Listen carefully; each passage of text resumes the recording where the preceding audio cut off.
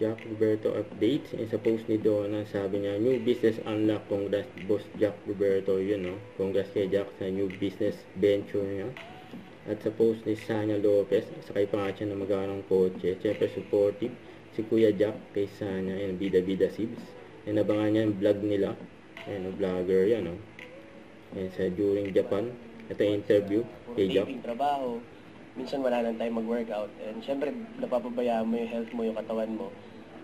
Pag nagkakaroon ng time na makapag-workout kami together, niyayaya ako sa bahay kasi parang isang kanto lang na may layo ng bahay ni Sanya sa bahay ko. Yeah. Last year, yan yung naging problema ko.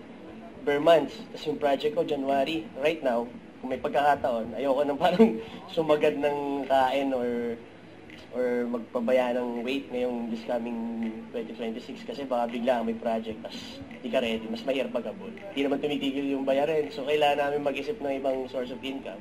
At the same time, accidentally, most of my friends kasi businessman.